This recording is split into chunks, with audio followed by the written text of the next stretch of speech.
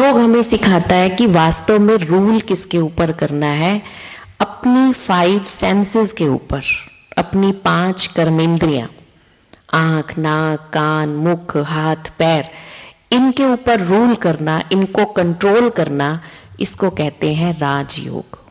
क्योंकि आज हम देखते हैं कि मनुष्य को सबसे ज्यादा जो धोखा दे रही है वो उसकी कर्मेंद्रियां दे रही हैं, और इन्हीं के ही वशीभूत होकर के जितने भी गलत काम हो रहे हैं वो सब इनके द्वारा हो रहे हैं। आंखों से कुछ देखा, मन में इच्छा हुई कि मैं ये करूं, कानों में कुछ ऐसी आवाज पड़ी, फिर मन में इच्छा हुई कि मैं भी ऐसा बोलूं, मैं करूं, ये करूं।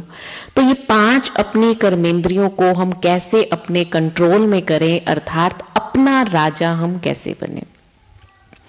दूसरा कि अगर राजयोग, राज के पैर में, जय के पैर में बिंदी, तो ये बन जाता है राज, माना रहस्य। ये एक ऐसा योग है, ऐसा मेडिटेशन कोर्स है जो कई रहस्यों को हमारे सामने खोलता है। जैसे कि आज ही फर्स्ट डे हम करने वाले हैं कि मैं कौन हूं, फिर है परमात्मा कौन है, हम कहां से आए हैं, ये सृष्टि का चक्कर कितने समय का है, हम मनुष्य आत्माएं कितने जन्म लेती हैं, क्या मनुष्य मरने के बाद मनुष्य बनता है या पशु बनता है, मेडिटेशन से कौन कौन सी पावर हमारे जीवन में आती है, हमारी कंसंट्रेशन पावर कैसे इंप्रूव हो, ये सारी बातें ये राज योगा मेडिटेशन कोर्स हमें सिखाता है। और इसमें एक हमारा लेसन है जो आने वाले दिनों में हम करेंगे, स्टेप टू स्टेप हर लेसन हमारे चलेंगे। एक जो प्रश्न हम सबके मन में रहता है, शायद आपके मन में भी कभी रहा हो, मेरे साथ ही ऐसा क्यों? आया कभी किसी के मन में मेरे साथ ही ऐसा क्यों? तो बहुत सुंदर ये जवाब भगवान हमें इस कोर्स के अंदर देते हैं कि मेरे साथ ही ऐसा क्यों। आने वाले दिनों में हम ये भी करेंगे। तो कोर्स शुरू करने से पहले मैं आपको बताना चाहूंगी कि ये जो कोर्स है, एक लेसन का दूसरे लेसन के साथ लिंक है। जैसे आज हम करेंगे हु एम आई, मैं कौन, आत्मा की पहचान, और कल हम करेंगे परमात्मा की पहचान। आज मान लो किसी भी कारण से किसी ने फर्स्ट लेसन नहीं किया और वो कल आता है, तो उसको कल वाला लेसन समझने में मेहनत लगेगी क्योंकि उसका फर्स्ट चैप्टर मिस हो गया है। तो एक लेसन का दूसरे लेसन के साथ लिंक है। दूसरी बात, आम एक हमारा रिवाज बना हुआ है कि हम कहीं भी ऐसे सत्संग में जाते हैं तो 10, 15, 20 मिनट लेट हो गए तो हम इसको कुछ ज्यादा वो समझते नहीं है कि ठीक है हाजिरी लगानी है, चले तो गए थे। लेकिन यहाँ जो ये कोर्स 1 घंटे का चलने वाला है, अगर आप पहले 15-20 मिनट मिस करते हैं, क्योंकि यहाँ तो कोर्स चालू हो चुका है, और आप वो 15-20 मिनट मिस करते हैं, तो बाद के जो आप सुनेंगे 40 मिनट, 45 मिनट, आपको वो समझने में, वो लिंक करने में भी मेहनत लगेगी, क्योंकि उससे पहले की बातें जो हैं वो निकल चुकी हैं। तो मैं आप सबसे ये कहना चाहूंगी कि ये 7 दिन अपने लिए फिक्स कर दें कि हाँ मुझे जाना तो है ही, 10 मिनट पहले आए क्या, 10 मिनट बाद में आए क्या, है ना। तो कोशिश करें कि सब सही टाइम पे आए, कोई भी लेसन हम मिस ना करें। और एक मैं आप सबसे रिक्वेस्ट करना चाहूंगी कि अगर पॉसिबल है तो एक डायरी पेन अगर आप अपने साथ लाएंगे तो बहुत अच्छा रहेगा, क्योंकि जो भी आपको अच्छे अच्छे पॉइंट्स मिले आप वो नोट करते जाएं, तो आपके पास एक बहुत अच्छा खजाना जो है वो एकत्रित हो जाएगा। नहीं ठीक है? अब कई सोच रहे होंगे कि बहन जी ने कहा है कि एक लेसन का दूसरे लेसन के साथ लिंक है, हम गृहस्थी हैं, बाई चांस कोई इमरजेंसी हो गई और हमारा लेसन मिस हो गया तो, है ना। तो इसमें भी ऐसी सोचने वाली बात नहीं है। आप लोग सिर्फ याद रखेंगे कि मेरा कौन सा डे किसी भी कारण से अगर बाई चांस मिस होता है, तो आप याद रखेंगे कि मेरा 5th डे मिस हो गया था या मेरा 4th डे मिस हो गया था। तो फिर आप जब हमें बताएंगे तो एक बहन अलग से आपको वो जो आपका लेसन मिस हो गया है वो करा सकती है, लेकिन कोशिश हम सब ये करेंगे कि हम इसको रेगुलर रखें। तो अभी हम शुरू करेंगे हमारा आज का लेसन। आजकल हम दुनिया में देखते हैं कि बहुत सारे वायरस है ना दुनिया के अंदर आ रहे हैं, या पीछे 2 साल पहले हम सब ने बहुत अच्छा सा अनुभव किया कोरोना का। वो भी एक बाहर की ही परिस्थिति थी, जर्म्स जो थे या वायरस जो था वो बाहर था। तो ऐसे टाइम पे जब बाहर की परिस्थिति पे हमारा कंट्रोल नहीं था तो हम सब ने एक प्रयास किया क्या कि हम अपनी इम्यूनिटी को बढ़ा लें। चाहे हम मास्क यूज कर रहे थे, चाहे हम सैनिटाइजर बार बार यूज कर रहे थे, या इवन उस समय जो भी सरकार की हमें गाइडेंस मिली कि ये काढ़ा पियो, ऐसे करो, ये करो, वो सब कुछ क्या था कि हम अपनी इम्यूनिटी को बढ़ा लें। और जब मेरी इम्यूनिटी बढ़ जाएगी तो मैं बाहर के वायरस पे कंट्रोल कर सकती हूँ या वो मेरे पे हावी नहीं होगा। यही किया ना हम सब ने।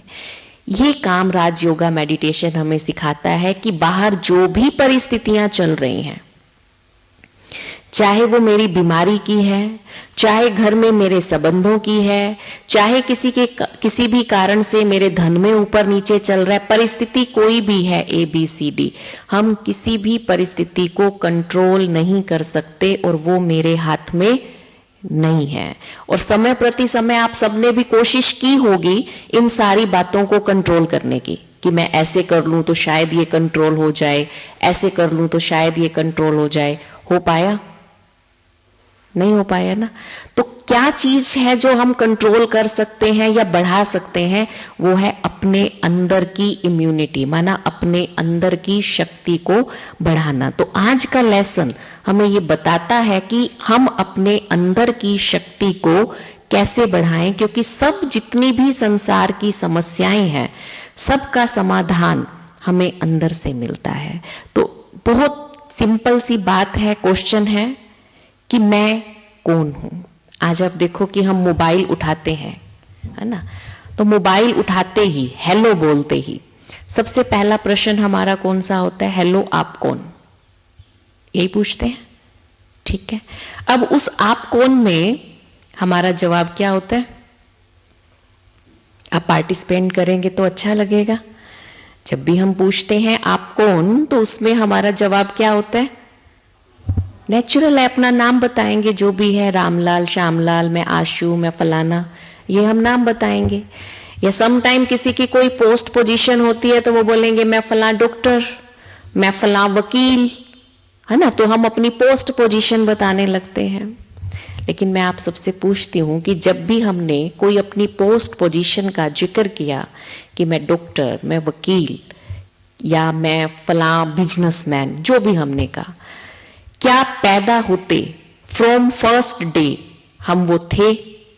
नहीं, हम बड़े हुए, पढ़ाई लिखाई की, एक डिग्री मिली, उसके बाद जाकर के वो हमें पोस्ट पोजीशन मिली। या फिर जो हम नाम बोलते हैं कि मैं फलाना, ये मेरा नाम है, मैं ये बोल रहा हूं, क्या पैदा होते पहले दिन हमारा नाम था? तो जब नाम नहीं था, हम पैदा हुए थे, तब हम क्या थे? तब हम क्या थे? शरीर तो तब भी हमारा था ना, तब हमारे पे कोई पहचान नहीं पड़ी थी, तब हमारा कोई नाम नहीं था, तब हम क्या थे, है ना। तो शरीर तो आप देखेंगे जैसे कि हम अपना देख रहे हैं, एक डेड बॉडी का भी होता है। ये चित्र आप सबको क्लियर दिखाई दे रहे? शरीर एक डेड बॉडी का भी होता है, शरीर हमारा भी है, लेकिन दोनों में अंतर क्या है? मिसिंग क्या चीज है? ये जीव आत्मा है, ये डेड बॉडी है, हड्डी मांस का पुतला है, दोनों में मिसिंग क्या है? देखो, 2 आंखें उसकी हैं, वो उसकी भी हैं, सब कुछ है ना, लेकिन मिसिंग क्या है? आत्मा। तो जो शरीर को चलाने वाली चैतन्य शक्ति है वो है हमारी आत्मा। अब शरीर को आत्मा चलाती है, इसका सबसे बड़ा प्रूफ आप देखेंगे कि कोई भी डेड बॉडी है, उसके सिर के बाल से लेकर के पैर के अंगूठे तक शरीर के सारे अंग होते हैं, ठीक है। उस डेड बॉडी की भी आंखें हैं, लेकिन क्या वो आंखें देख सकती हैं? नहीं देख सकती। लेकिन उसी डेड बॉडी की आंखें निकाल के अगर हम किसी ब्लाइंड को लगा दें तो उन्हीं आंखों से दो दो अंधे व्यक्ति देखना शुरू कर देते हैं। आपको पता है ना, आज सरकार भी कितना मोटिवेट कर रही है कि वेस्ट ही हो जाना, इससे अच्छा एक पुण्य मिलेगा, किसी के काम आएंगे, अपनी आंखों को दान करो। सिर्फ आंखें नहीं, आजकल तो बॉडी के और भी बहुत सारे ऑर्गन जो हैं वो डोनेट होने लगे हैं और हम देखते हैं कि उसको रीयूज किया जा सकता है, उससे बहुत लोगों को बेनिफिट मिलता है। तो वो आंखें, जिन आंखों से दो ब्लाइंड व्यक्तियों ने देखना शुरू किया, इट मीन्स वो आंखें ठीक है। अगर वो आंखें ठीक हैं तो उन्हीं आंखों से वो मुर्दा क्यों नहीं देख पा रहा? उस डेड बॉडी को भी तो देखना चाहिए ना, लेकिन वो नहीं देख पा रही। क्यों? क्योंकि उसके अंदर आत्मा नहीं है। तो वेरी क्लियर, आंखें नहीं देखती, आंखों के द्वारा हमारी आत्मा देखती है। अभी मैं बोल रही हूं, मेरे मुख के द्वारा आत्मा बोल रही है, ये मुख नहीं बोल रहा। आप सुन रहे हैं, आपके कानों के द्वारा आपकी आत्मा सुन रही है, कान नहीं सुन रहे, है ना। तो दो चीजें क्लियर हुई, अलग अलग हैं, शरीर अलग है और आत्मा जो है वो अलग है। अब आप देखो, हम अब तक क्या कर रहे थे?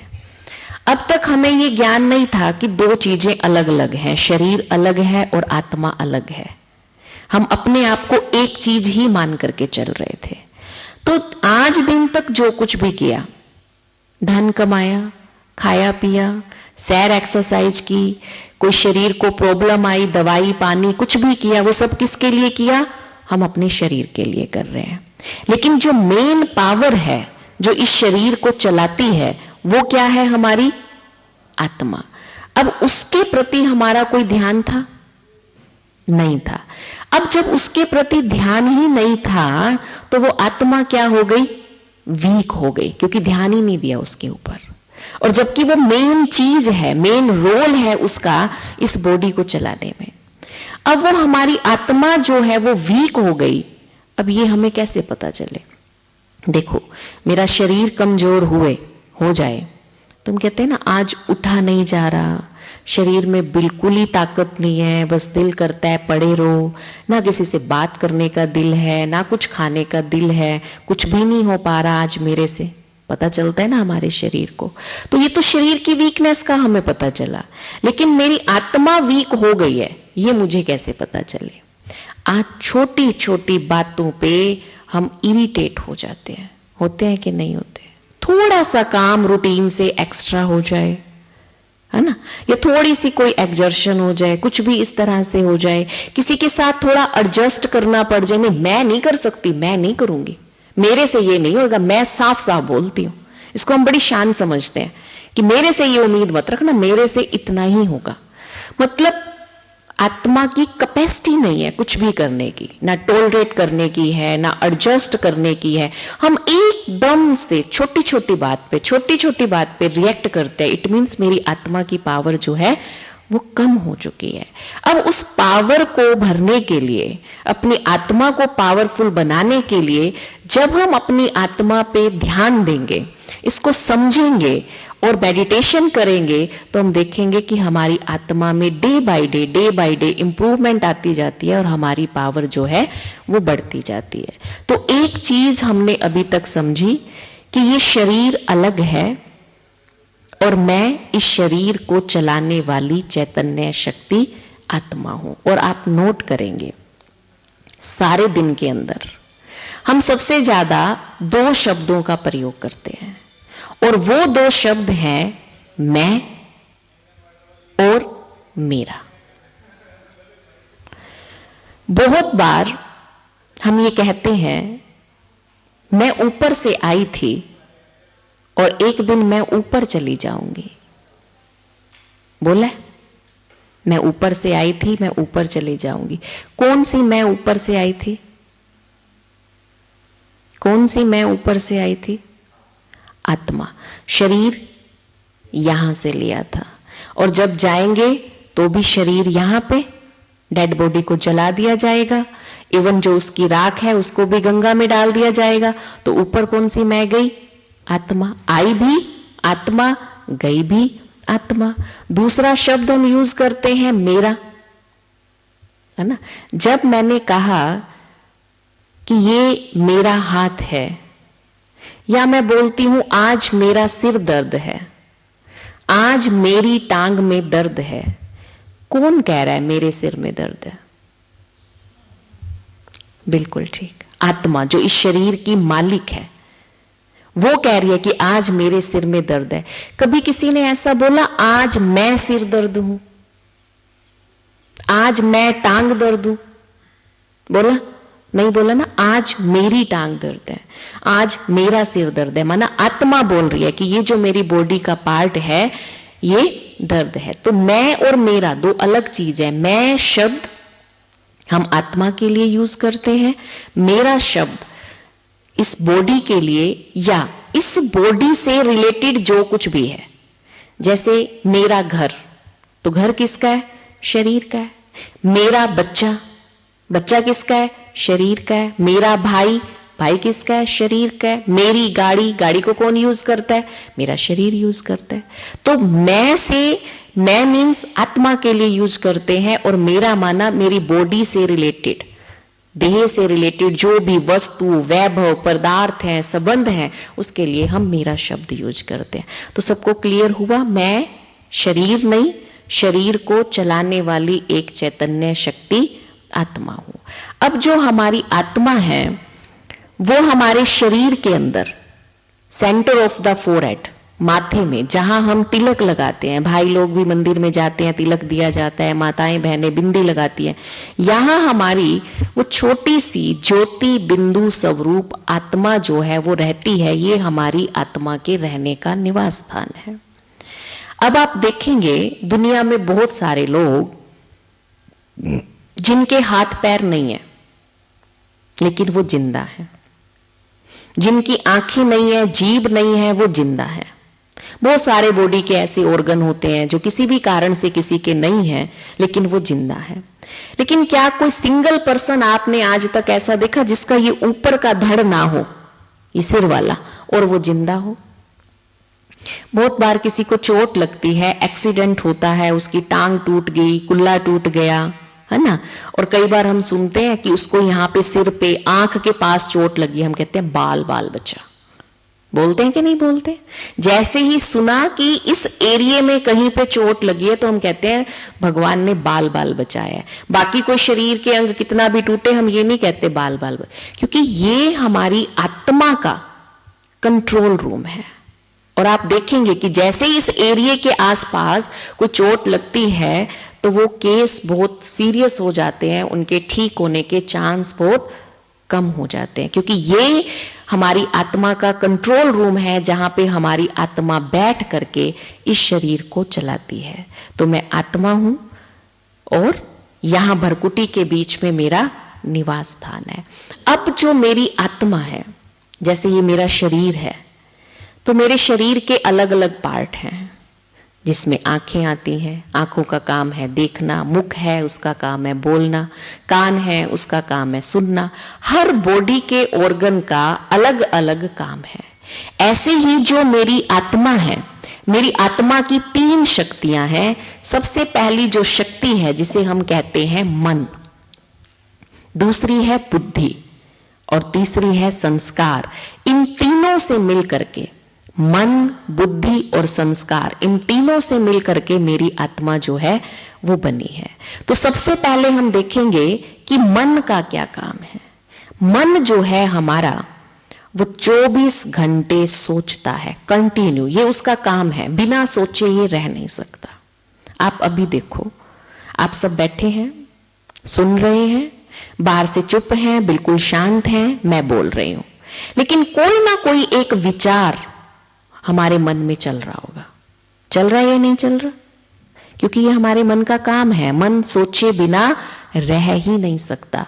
वैसे तो हमारे मन के अंदर बहुत प्रकार के विचार चलते हैं, लेकिन 2 प्रकार के विचार विशेष चलते हैं, वो है नेगेटिव और पॉजिटिव। लेकिन एक टाइम पे एक, नेगेटिव है तो पॉजिटिव नहीं है, पॉजिटिव है तो नेगेटिव नहीं है।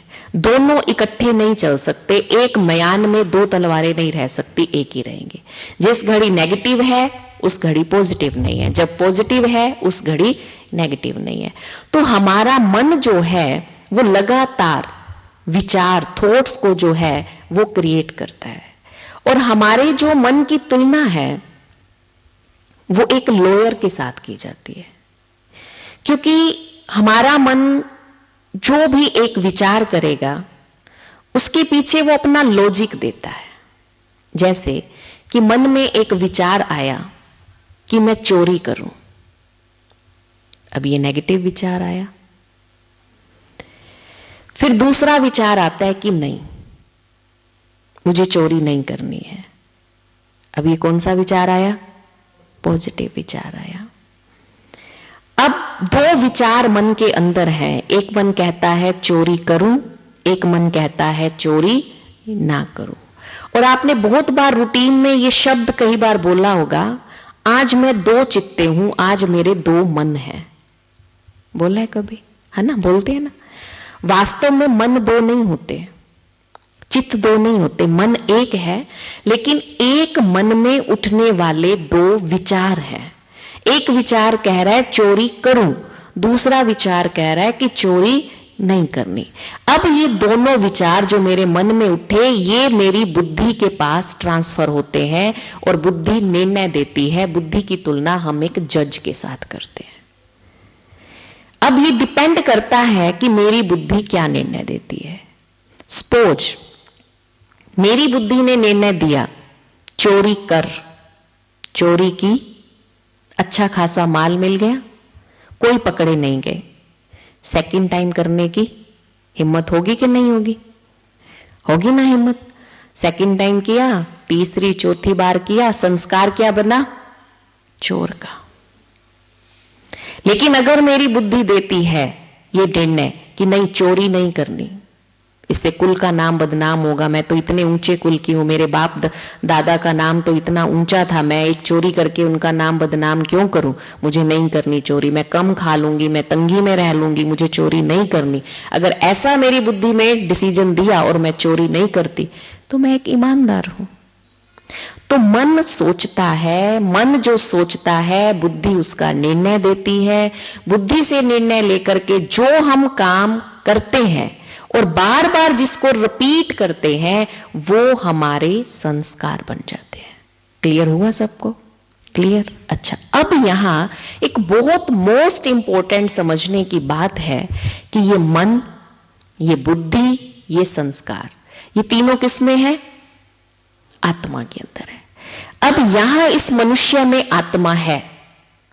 अब इस मनुष्य ने ये शरीर छोड़ा और इसकी आत्मा निकल गई, ठीक है। अब आत्मा जब यहां एक शरीर से निकली, उसने जाकर के कुछ दिन के बाद एक दूसरे शरीर में प्रवेश किया। ध्यान से समझना इस बात को। मन, बुद्धि, संस्कार मेरी आत्मा में है। आत्मा यहां से निकली और जाकर के यहां एक दूसरे शरीर में प्रवेश किया। कैसे प्रवेश किया? वही मन, बुद्धि और संस्कारों के साथ। जो संस्कार यहां थे वो यहां प्ले होंगे। आपके मोबाइल का मेमोरी कार्ड निकाल के मैं अपने फोन में डालूं, कौन सा गीत बजेगा? जो आपके मेमोरी कार्ड में भरा हुआ है। मोबाइल कौन सा है, कंप्यूटर कौन सा है, लैपटॉप कौन सा है, मैटर नहीं करता। लेकिन जो भी आप मेमोरी कार्ड या जो भी पेन ड्राइव आप लगा रहे हैं, उसमें क्या रिकॉर्ड किया हुआ है वही प्ले होगा। होगा कि नहीं होगा? तो यहां जो हमारे संस्कार हैं वो जाकर के अगले जन्म में रिपीट होते हैं। बहुत सोचने की बात है। आज एक पैदा होता बच्चा बीमार है, अपाहिज है, बहुत गरीब घर के अंदर जन्म ले रहा है, जिसको खाने पीने के भी लाले हैं। सोचने की बात है कि वो बच्चा अभी पैदा हुआ है, जिसकी पूरी आंखें नहीं खुली हैं, उसकी मुट्ठी नहीं खुली है, उसने कोई भी कर्म अभी तक आकर के इस सृष्टि पे किया ही नहीं है। कौन सी सजा मिल रही है उसको? कौन सी सजा मिल रही है उसको? पिछले कर्मों की, वो जो संस्कार, जो वो कर्म करके आया है, उसकी उसको सजा मिल रही है ना, पैदा होती। क्योंकि जो चीज भी हमें इस जीवन में मिल रही है वो हमें अपने कर्मों के अनुसार, हमारे संस्कारों के अनुसार। एक ही हॉस्पिटल में एक ही टाइम पे 2 बच्चे पैदा होते हैं, एक गरीब के घर में, एक अमीर के घर में। कौन ये डिसीजन ले रहा है कि ये बच्चा जाएगा गरीब के घर, ये जाएगा अमीर के घर? या इस बच्चे को तो बहुत अच्छा शरीर मिलेगा, इस बच्चे को हैंडीकैप शरीर मिलेगा? कौन डिसीजन ले रहा है? ये कर्म। भगवान ऐसा डिसीजन नहीं लेगा, वो पार्शलिटी नहीं करता है, ऑटोमेटिक हमारे कर्मों के अनुसार ये सब कुछ हो रहा है। जैसे जैसे हमारी इवन जो हमें बॉडी के ये ऑर्गन मिलते हैं, ये भी उसी अनुसार मिलते हैं। क्योंकि जैसे ही शरीर में से आत्मा निकली, अब आत्मा जो है वो अकेली नहीं निकलती है। जैसे हमारा ये शरीर है, ऐसे हमारा एक लाइट का भी शरीर है जिसको हम सूक्ष्म शरीर कहते हैं। तो जब आत्मा शरीर से निकलती है, सूक्ष्म शरीर के साथ निकलती है, और जब प्रवेश करती है तो वो सूक्ष्म शरीर के साथ करती है। अब मैंने अपने इस जीवन में अपने इस राइट हैंड के द्वारा बहुत गलत काम किए हैं, मारपीट भी की है, दूसरों का धन भी, है ना, कुछ गलत लिखा पढ़ी भी की है, बहुत गलत काम किए हैं अपने हाथों से। अब मेरे इस हाथ में क्या है? Negative energy. ठीक है, अब मेरी आत्मा निकली, शरीर छूटा, साथ में क्या निकला? सूक्ष्म शरीर। उस सूक्ष्म शरीर का भी हाथ है और उसमें भी क्या है? राइट हैंड में नेगेटिव एनर्जी है। अब ये शरीर यहां से निकला, एक मां के गर्भ में 4-5 मास का भ्रूण तैयार है, उसमें जाकर के वो सूक्ष्म शरीर सहित आत्मा प्रवेश करती है। लेकिन उस सूक्ष्म शरीर के राइट हैंड में क्या है? Negative energy. वो कुछ ऐसा प्रभाव वहां पे जाकर के छोड़ती है कि उस बच्चे का भी राइट हैंड करप्ट हो जाता है या किसी कारण से वो डेवलप नहीं हो पाता, और जब बच्चा पैदा होता है तो हम देखते हैं कि इसका राइट हैंड तो ऐसे है। ये चीज सेम हमारी आंखों के ऊपर, पैरों के ऊपर, जिस भी अपने बॉडी के पार्ट से, ऑर्गन से जो भी हम गलत काम जैसे करते हैं, जो नेगेटिव एनर्जी उसमें क्रिएट करते हैं, तो वो खुद हम अपने लिए डिसाइड कर लेते हैं कि मेरे नेक्स्ट बर्थ में मुझे मेरे बॉडी के ऑर्गन जो हैं वो कैसे मिलने वाले हैं। अगर हम श्रेष्ठ कर्म करते हैं तो वही चीजें हमें बहुत अच्छी मिलती हैं, है ना।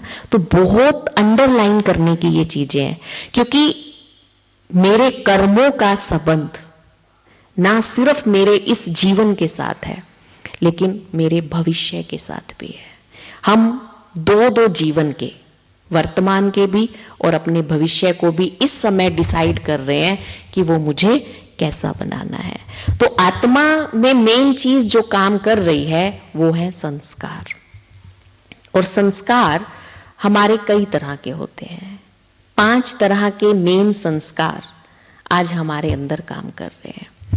एक है मेरे पूर्व जन्म के संस्कार, जो अभी हमने समझा कि पास्ट में जो मैं करके आई उसका इफेक्ट मेरे इस जीवन में आता ही आता है। बहुत बार देखते हैं ना, कहते कि ये परिवार तो इतना धार्मिक परिवार है, इतना अच्छा परिवार है, ये पता नहीं कैसे एक शैतान सा, एक रावण सा इनके परिवार में आ गया। तो आत्मा पूर्व जन्म के अपने कोई संस्कार लेकर के आई है। या कई बार हम देखते हैं कि बहुत अजीब सा अच्छा परिवार नहीं होता, कसाई टाइप, इस टाइप से परिवार है, लेकिन एक कोई धर्मात्मा उस परिवार में आ जाता है। हम कहते हैं ये पता नहीं इस परिवार में कैसी आत्मा आ गई, तो वो भी अपने पिछले संस्कार लेकर के आई है। एक है हमारे अनादि संस्कार। अनादि संस्कार माना क्या? जब हम पैदा हुए, एक छोटा बच्चा जो पैदा होता है, आप जब भी उसके पास बैठेंगे ना, आपको खुशी का, शांति का, पवित्रता का अनुभव होगा। पॉसिबल है कि आप किसी टेंशन में आ रहे हैं, लेकिन जैसे ही आप बच्चे के पास आते हैं, उसके साथ खेलते हैं, आप अपनी टेंशन भूल जाते हैं, क्योंकि वो बच्चा अपने ओरिजिनल संस्कार लेकर के आया है और अभी तक दुनिया के संस्कारों का उसके ऊपर प्रभाव नहीं है। तो वो बहुत प्योर, शांति वाले, सुख वाले, पवित्रता वाले हमारे संस्कार होते हैं। तीसरे प्रकार के जो संस्कार हैं वो भी बहुत मोस्ट इंपॉर्टेंट हैं, वो हैं खानदानी संस्कार। एक बच्चा जिस घर परिवार में जन्म लेता है, उसके कुछ ना कुछ संस्कार उसके ऊपर काम करते हैं। और हम कहते हैं ना, ये क्या, इसका बाप भी ऐसा था, बाप छोड़ो इसका दादा भी ऐसा था, हम तो इसके पूरे खानदान को जानते हैं। ये तो इनके खानदान की रीति चली आती है, या ये तो इनके खानदान के खून में ही है, ये तो ये खानदान के लोग ये काम तो करते ही करते हैं। तो खानदानी संस्कार कैसे बने? खाना दाना, दो चीजें हैं। किस वाइब्रेशन का बना हुआ खाना उस बच्चे ने खाया। आज हम देखते हैं कि हमारी भारतीय संस्कृति के अंदर ये बड़ा महत्व है कि जब एक बच्चा पैदा हुआ उसको गुड़ती किसने दी, रखते हैं ना ध्यान, और कोशिश करते हैं कि परिवार में जिसके सबसे अच्छे संस्कार हो वो इसको दे। मैं आपसे एक प्रश्न पूछना चाहूंगी कि सिर्फ एक दिन कोई उसको अच्छे संस्कारों वाला खिला दे तो उसका जीवन अच्छा बन जाएगा? बाकी चाहे सारा जीवन वो जैसा मर्जी खाता रहे? एक दिन की बात नहीं है, पूरी लाइफ हम कैसे खा रहे हैं। तो दो चीजें, पहली बात हमारी माताओं बहनों पे लागू होती है, खाना दाना बनाया किस वाइब्रेशन में। दूसरी बात हमारे भाइयों पे लागू होती है, जो भी हम रॉ मटेरियल घर में अनाज ला रहे हैं या धन कमा करके ला रहे हैं, वो हमने किस वाइब्रेशन से कमाया। अगर हम गलत तरीके से कमा करके धन ला रहे हैं, मेरे घर में धन तो आ रहा है लेकिन उसके पीछे एक बद्दुआ, एक आह भी आ रही है।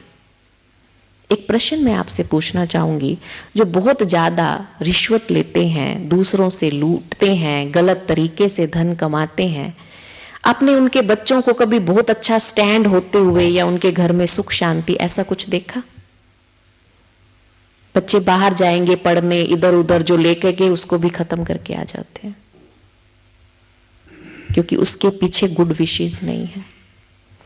पहले जमाने के लोग जब कभी किसी को रिश्वत दी जाती थी, वो हाथ जोड़ के कहते थे कि नहीं, हम ऐसी कमाई नहीं करेंगे, हम बाल बचड़ेदार हैं। मतलब ऐसे वाइब्रेशन का खाना हम अपने बच्चों को नहीं खिलाएंगे। आज भी जमाना बात तो यही कहता है, लेकिन भाव बदल गया है। आज लोग कहते हैं हम बाल बचड़ेदार हैं, बंदी तनख्वाह से कहाँ काम चलता है ना?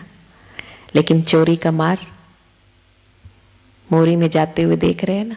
वही धन बीमारियों में, लड़ाई झगड़ों के माध्यम से कोर्ट कचहरियों में इधर उधर जा रहा है।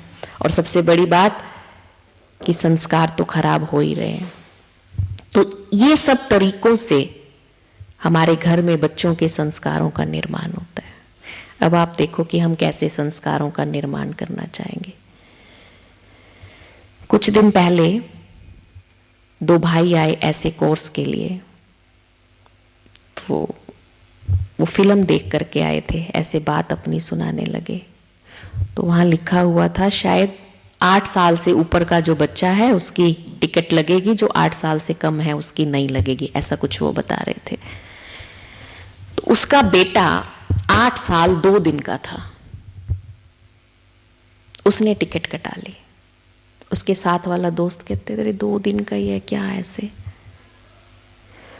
वो कहता है कि आज मैं झूठ बोल करके अपने 100-200 रुपए तो बचा लूंगा, लेकिन मेरे बच्चे के अंदर जब वो मुझे ऐसा करते हुए देखेगा, एक संस्कार डेवलप हो जाएगा कि हाँ, झूठ बोल करके पैसा बचाया जा सकता है। और फिर ये झूठ बोल के एक पता नहीं कितने कितने काम करेगा, और फिर मेरी इज्जत को खतरा है उसमें। मुझे 100-200 रुपए नहीं बचाने, मुझे अपने बच्चे के संस्कार अच्छे बनाने हैं। देखो अब आप ये बात, क्या हम इतना गौर करते हैं? मुझे याद है हम माउंट आबू ग्रुप लेकर के जाया करते हैं। एक बार हम ऐसे ग्रुप लेकर के जा रहे थे, उनका भी जो बच्चा था उन्होंने उसकी टिकट नहीं ली थी, क्योंकि वो 5-5.5 साल का था, दिखने में बड़ा छोटा लगता था, लेकिन टिकट लेनी चाहिए थी, लेकिन ऐसे 2-3 महीने का फर्क था और दिखने में बहुत छोटा लगता था। उसकी उन्होंने टिकट नहीं ली थी, अपने पास सुला लिया था। उस छोटे बच्चे को ये मालूम था कि मेरी टिकट लेनी चाहिए थी और मेरे मम्मी पापा ने ली नहीं। अब देखो हुआ क्या, बच्चा ट्रेन में है, अब कोई भी आता है, कोई आइसक्रीम वाला, कोई बिस्किट वाला, कुछ भी बेचने वाला, वो अपनी मम्मी को कहता है कि लेके दो। अगर उसकी मम्मी मना करती है तो कहता है आने दो टीटी को, अभी बताता हूं, मेरे मम्मी पापा ने मेरी टिकट नहीं ली। अब डर के मारे, बच्चा है कुछ भी बोल सकता है छोटा, अब बच्चा है मम्मी डर के मारे लेके दे देती है, फिर 10 मिनट में कोई आता है फिर लेके दे देती है। तो मैं हंसी, मैंने कहा बहन जी इतने में तो इसकी टिकट आ जानी थी और आप सारा सफर, डर तो होता है ना, ऐसे डर डर के कर रहे हैं।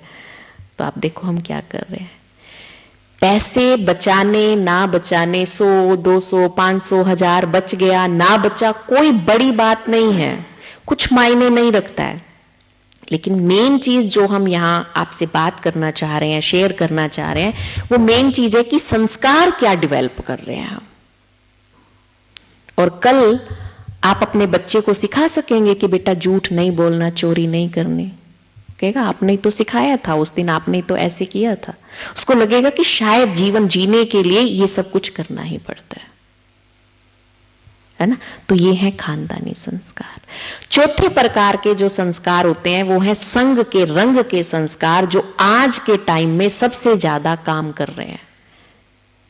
बहुत पेरेंट आते हैं, बहन जी जब तक बच्चा छोटा था इतना ऑनेस्ट था, हर कहना मानता था, आपको क्या बताऊं, लेकिन जब से ये कॉलेज जाने लगा है अब ये सुनता नहीं है, ये है वो है।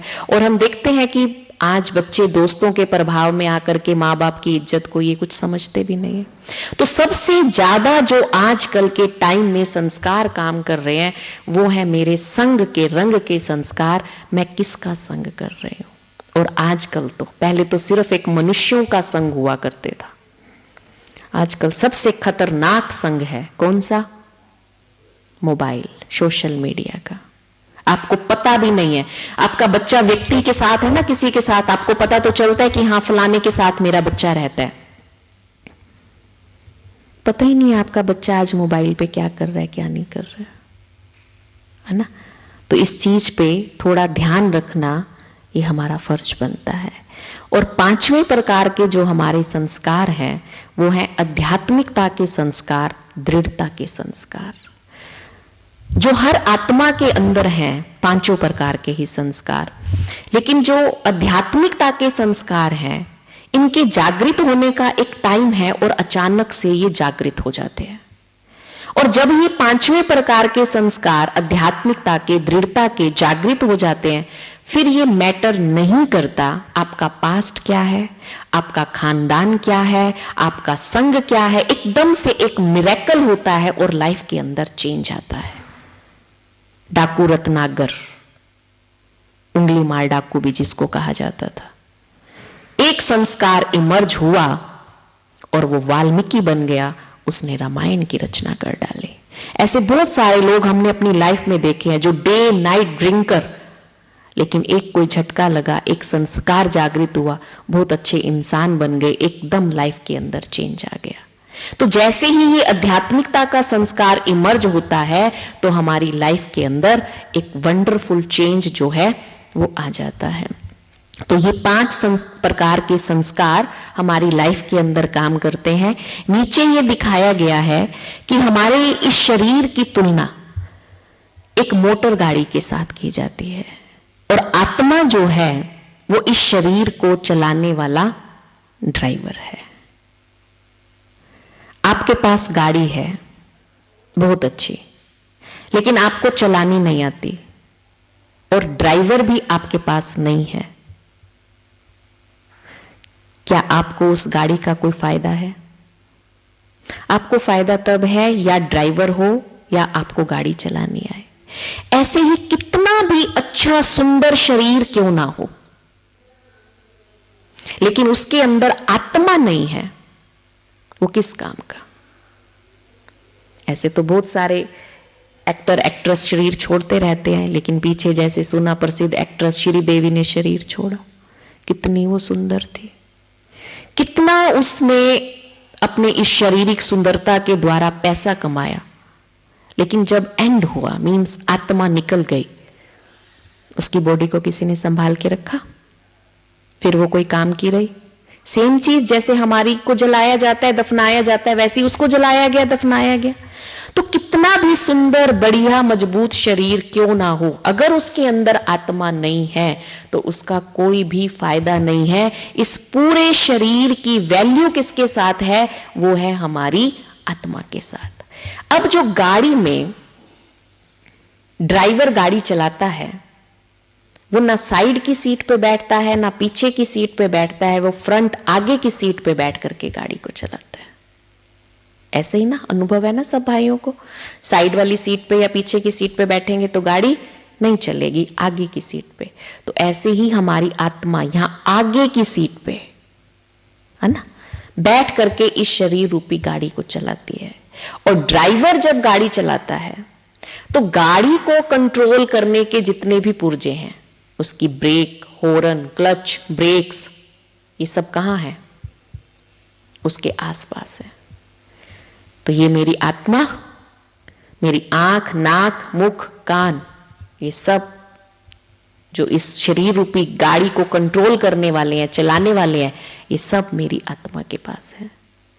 तो इस शरीर रूपी गाड़ी को हमारी आत्मा चलाती है। फर्क इतना है कि दूसरी गाड़ी के ड्राइवर को हम चेंज कर सकते हैं। किसी भी कारण से एक ड्राइवर ना मिला तो हम कहते हैं चलो आज आप गाड़ी चलाओ। लेकिन ये जो शरीर रूपी गाड़ी है ये हमारी सिंगल हैंडेड गाड़ी है, इसको कोई दूसरा ड्राइवर नहीं चला सकता है। लेकिन कोई भी जो ड्राइवर है, हम एक्सपर्ट ड्राइवर किसको कहेंगे? जो कैसी भी गाड़ी हो, भले पुरानी हो, सड़क कैसी भी हो, कितने भी खड्डे हो, कुछ भी हो, अगर हमारा ड्राइवर वहां से भी हमारी गाड़ी को अच्छे से सेफली ले जाता है और बैठने वाले को ये पता भी नहीं चलता है कि कोई खड्डा आया है, कुछ ऊपर नीचे हुआ है, वो बहुत आराम से जा रहा है, तो हम कहते हैं ड्राइवर बड़ा एक्सपर्ट है। लेकिन कोई ड्राइवर आपको ये कहे कि मैं गाड़ी तो बहुत अच्छी चला लेता हूं, लेकिन बस ये सामने से ना कुछ ज्यादा ट्रैफिक नहीं होना चाहिए और सड़क बिल्कुल अच्छी होनी चाहिए, ये खड्डे वड्डे कुछ भी है ना ये नहीं आने चाहिए, आप उसको एक्सपर्ट ड्राइवर कहेंगे? ये तो कैसे पॉसिबल है कि हम सड़क पे चले गए, कुछ भी हो सकता है जी? नहीं। अब ये देखो कि हम अपनी शरीर रूपी गाड़ी के कैसे ड्राइवर हैं। हम कहते हैं बस जिंदगी यूं ही चलती रहे, कोई दुख सुख, कोई सामने से ओपोजिशन करने वाला नहीं आना चाहिए, कोई रिएक्ट करने वाला नहीं आना चाहिए। चाहते हैं कि नहीं चाहते? है ना। इसलिए जब हम भगवान को ये अर्जी डाल रहे होते ना, हे भगवान मेरे जीवन में कोई दुख सुख ना आए, पहली बात तो भगवान कहता है ये एप्लीकेशन कायरों की है कि मेरे जीवन में कोई दुख सुख ना आए। दूसरी बात भगवान कहता है मैं ऐसी एप्लीकेशन एक्सेप्ट ही नहीं करता क्योंकि पॉसिबल ही नहीं है। तो भगवान हमें सिखाता है इसकी बजाय आप ये गाएं, इतनी शक्ति हमें देना दाता। ये पॉसिबल है। और 1 मिनट सोचो, जब मेरी शक्ति बढ़ गई तो परिस्थिति पे विजय पाना बड़ी बात है? ये नहीं है ना बड़ी बात। बड़ी बात कब है? जब हमारी मन की स्थिति छोटी है। तो ये राज योगा मेडिटेशन या जो हमने अभी आत्मा का ज्ञान प्राप्त किया, ये हमारे अंदर की शक्ति को बढ़ाता है। तो आज हमने जाना कि मैं शरीर नहीं हूं, शरीर को चलाने वाली चैतन्य शक्ति आत्मा हूं, जो शरीर के अंदर यहां भरकुटी में निवास करती है। आत्मा की 3 शक्तियां हैं, मन, बुद्धि, संस्कार। और इस शरीर की तुलना एक मोटर गाड़ी के साथ की जाती है। आत्मा इसको चलाने वाला ड्राइवर है और बिना आत्मा के इस शरीर रूपी गाड़ी की कोई भी कीमत नहीं है। सबको क्लियर हुआ? कल हम डिस्कस करेंगे कि परमात्मा कौन है, वो कहाँ रहता है, कब आता है और मेरा उसके साथ क्या रिलेशन है। ठीक है। अभी 1 मिनट, आज जो हमने किया, आज के लेसन से रिलेटेड किसी का कोई क्वेश्चन है तो वो पूछ सकते हैं। क्लियर जितना किया सबको?